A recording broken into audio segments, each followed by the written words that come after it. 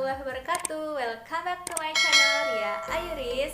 Di video kali ini aku mau ngajakin kalian buat ikutin kegiatan aku hari ini, yaitu mengajar les.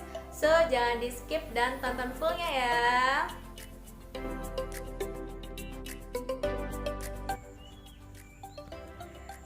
Hari ini aku ngajar les privat dan sampingnya itu pemandangannya kebun terong.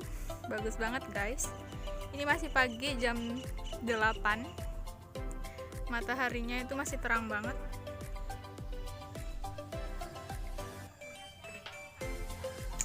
Tuh guys, udaranya sejuk banget.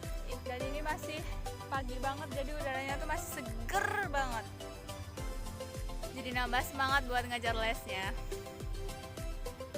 Buat kalian yang sekolahnya daring, tetap semangat ya guys, walaupun nggak sekolah di sekolahan. Belajar nama-nama jari, sebutin. Ini jari, ini namanya apa? Ini namanya apa? Oke, terus lanjut. Terus? Oke, terus? Oke, terus? Oke, ya sekarang sweet. Oke, sama. Oke, sama. Yang bener gak? Yeay, siapa yang menang? Oke guys, hari ini aku udah selesai ngajar lesnya. Dan di sini aku juga mau sharing tentang pengalaman aku saat mengajar les. Sebenarnya aku itu kuliah bukan di dunia pendidikan, tapi karena aku hobinya mengajar, jadi akhirnya banyak orang yang minta tolong sama aku buat ngajarin anaknya itu belajar. Dan sekarang alhamdulillah udah hampir setahun aku ngajar les, jadi banyak pengalaman yang aku dapat dan manfaat yang aku dapat dari mengajar les ini, terutama saat mengajar anak-anak yang masih belajar kalistung, yaitu membaca, menulis, dan berhitung. Karena mengajar anak itu memang benar-benar susah gampang.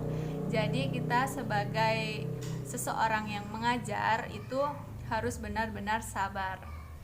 Oke, langsung aja. Di sini aku juga mau bagi tips mengajar anak supaya anak itu tidak cepat bosan saat belajar.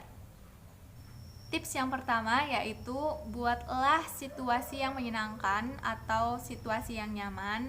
Contohnya sebelum belajar itu kita jangan langsung tanyain tentang pelajarannya. Jadi coba kita usahakan kita itu tanyanya itu tentang kayak kabarnya, udah makan atau belum, atau hobinya, seperti itu. Jadi pertanyaan-pertanyaan kayak gitu tuh biar bisa nambahin mood si anak itu, biar tambah semangat buat belajarnya. Jadi nggak males waktu mau mulai belajar. Yang kedua yaitu belajar sambil bermain. Kebanyakan dari anak-anak kalau ditanya sukanya ngapain itu pasti sukanya main. Jadi kita jadiin belajar itu sambil bermain. Contohnya kayak tadi aku lagi ngajar dan materi yang aku sampaikan itu mengenalkan nama-nama jari. Ibu jari telunjuk, jari tengah, jari manis, dan jari kelingking. Nah di situ aku ngajarinnya sambil bermain, namanya sweet. Pasti tahu kan ya. Jadi waktu aku main sweet itu nanti ada, sebelumnya kita udah diskusiin siapa yang menang dan siapa yang kalah, itu pasti ada hukumannya. Seperti itu. Contohnya kalau misalkan si anaknya itu kalah, jadi hukumannya apa? Hukumannya tetap sambil belajar. Hukumannya misalkan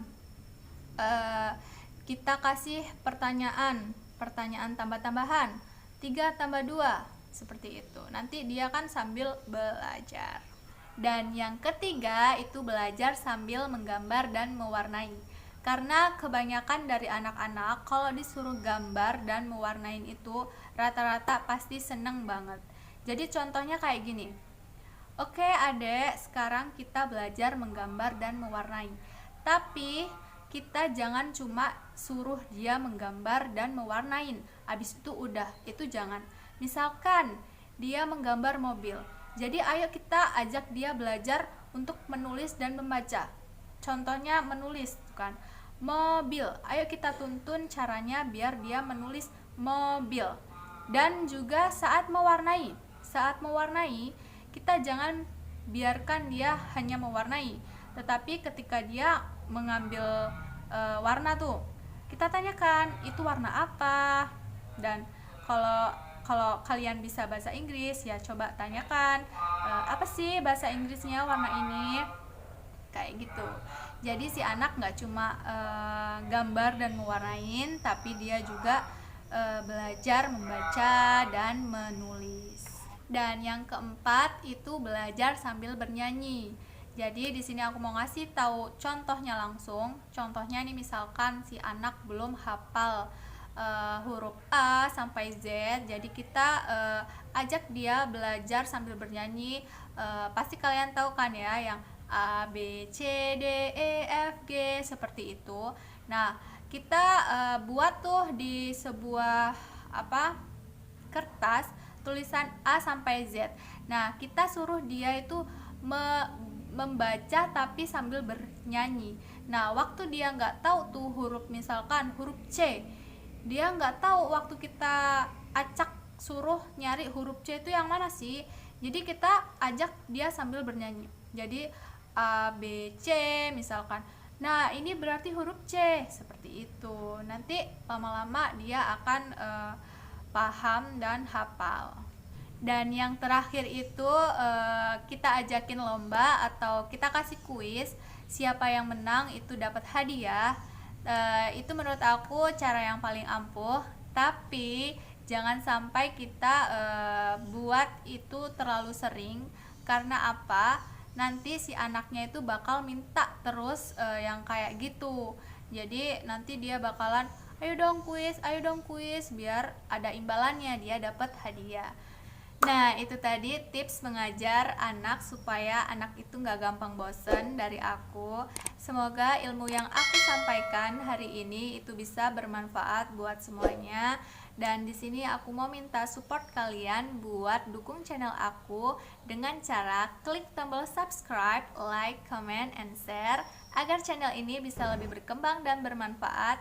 Dan see you next video, and terima kasih. Wassalamualaikum warahmatullahi wabarakatuh.